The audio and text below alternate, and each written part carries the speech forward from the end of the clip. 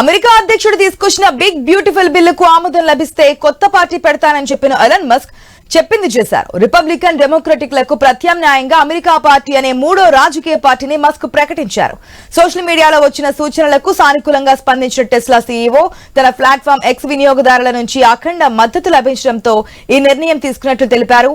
America అధ్యక్షుడు Trump తో Musk కి పెరుగుతున్న బహిరంగ విభేదాల మధ్య ఈ ఆశ్చర్యకరమైన ప్రకటన వెలువడింది.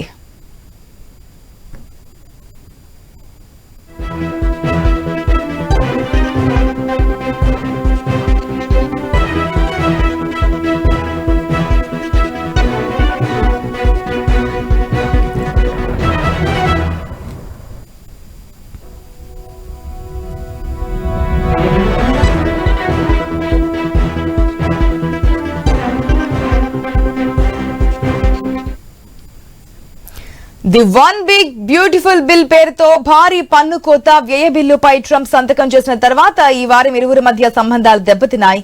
ఈ బిల్లును మస్క్ తీవ్రంగా వ్యతిరేకించారు. దీనికి ప్రతిస్పందనగా మస్క్ రాజకీయ ప్రతీకారం తీర్చుకుంటారని కొన్ని రోజుల క్రితమే సంకేతాలు ఇచ్చారు.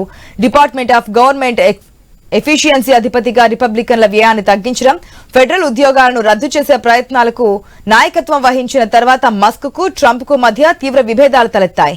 గత నెల చివరిలో ట్రంప్ తన భారీ దేశీయ అజెండాను the one big beautiful bill రూపంలో కాంగ్రెస్ లో ఆమోదింపు చేయడానికి రిపబ్లికన్లను ఒత్తిడి చేయడంతో ఈ వాదం మళ్లీ తీవ్రతరమైనటువంటి సిచ్యువేషన్. సో కొత్త పార్టీకి సంబంధించి మనం స్క్రీన్ లో కూడా చూస్తున్న మద్దతు 60+ అంటే 65%, 65.4% మనకైతే మస్క్ పెట్టబోతున్న కొత్త పార్టీకి మద్దతు లభిస్తున్నట్టు తెలుస్తోంది. దీనికి సంబంధించి మరిన్ని అప్డేట్స్ మా ఇన్పుట్ ఎడిటర్ శ్రీకాంత్ ద్వారా తెలుసుకుందాం. Good morning Srikanth. మొదట్లో అయితే ప్రతిపాదన తీసుకొచ్చారు ఎలన్ మస్క్, ఆ తర్వాత మళ్ళీ ఇద్దరి మధ్య కాస్త సానుకూల సంబంధాలు మెరుగుపడడంతో కొంచెం వెనక్కి తగ్గినట్టుగా తెలుస్తుంది. ఏదైతే ఈ బిగ్ బ్యూటిఫుల్ బిల్ ఆమోదం తెలిపిందో మరొకసారి తాను చెప్పిన మాట కట్టుబడినట్టుగా తెలుస్తోంది ఎలన్ మస్క్. పార్టీ పెట్టడానికి కూడా ప్రజల నుంచి కూడా స్పందన భారీగానే పాజిటివ్ గా వస్తున్నటువంటి సిచ్యువేషన్ కనిపిస్తోంది. సో ఇది ఏ స్థాయికి వెళ్ళే ఛాన్సెస్ ఉన్నాయనుకోవచ్చు? Asha, good morning. సో కొత్త పార్టీ పెడుతున్నట్టు ఆఫ్ కోర్స్ ఈ ఎలన్ మస్క్ ప్రకటించిన తర్వాత ఇది ట్రంప్ కి ఎంతవరకు నష్టం అన్నది ఇక్కడ ప్రధానంగా మాట్లాడాల్సిన అంశం. సో మొత్తానికైతే ఎలన్ మస్క్ కొత్త పార్టీ ఏర్పాటు చేస్తున్నట్టు ప్రకటించారు. ట్విట్టర్ వేదికగా దీనిపైన డిఫరెంట్ టైప్స్ ఆఫ్ రెస్పాన్స్ వస్తున్నాయి. కానీ ఆల్మోస్ట్ మస్క్ కు పాజిటివ్ గానే చాలా వరకు ఈ ఇప్పుడు వస్తున్నటువంటి కామెంట్స్ మాత్రం కనిపిస్తున్నాయి. సో డొనాల్డ్ ట్రంప్ ప్రవేశపెట్టినటువంటి బిగ్ బ్యూటిఫుల్ బిల్ పాస్ అయితే మూడో పొలిటికల్ పార్టీ పెడతానంటూ కూడా గతంలో చెప్పడం జరిగింది. ఇట్లా నేపథ్యంలోనే రెండోసారి పోల్ వేదిక అంటే పోల్ నిర్వహించారు ఎక్స్ వేదికగా. ఆయన రెండు ప్రధానమైనటువంటి ఎజెండాలు ఉన్నాయి ఈసారి.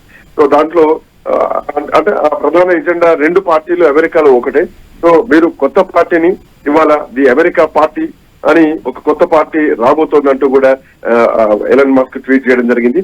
సో ఇట్లాంటి నేపథ్యంలో ఇక్కడ అంటే బహిరంగంగానే ట్రంప్ తోటి విభేదాలు కొనసాగుతున్నటువంటి టైంలో కొత్త పార్టీ పెట్టే అవకాశం ఉందని ఇప్పటికే ఆయన కొన్ని సంకేతాలు ఇవ్వడం, మరోవర్ పూర్తిగా అమెరికా ప్రభుత్వం నుంచి తప్పుకోవడంతో పాటు ఏదైతే ట్రంప్ తోటి ఉన్నటువంటి ఆ వైరం ఏదైతే ఉందో అది బయట కనిపించింది కూడా. సో ఈ క్రమంలోనే అమెరికాలో కొత్త రాజకీయ పార్టీ రావాలన్నా వద్దా అంటూ కూడా యూజర్లను అడుగుతూ ఆయన ఇంతకు ముందు పోస్ట్ చేయడం జరిగింది. ఈ పోల్ ను ప్రస్తావిస్తూ కూడా ఇంకొక పోస్ట్ ని కూడా మస్క్ పెట్టడం జరిగింది. అందులో ఈ అవకాశాలు ఏవైతున్నాయో అంటే వచ్చేటువంటి రెస్పాన్స్ ఏదైతే ఉందో ఆ రెస్పాన్స్ ఇంకా డబుల్ అయింది.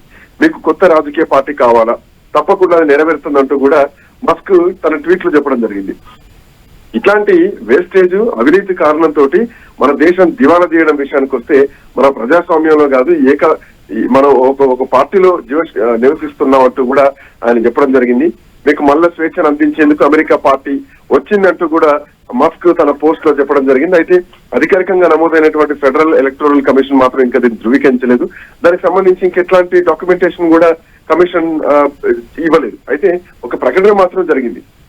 అయితే ఇక్కడ పాయింట్ ఏంటంటే 2024 ఎన్నికల టైంలో ట్రంప్ కు మద్దతుగా ఎలన్ మస్క్ నిలిచారు.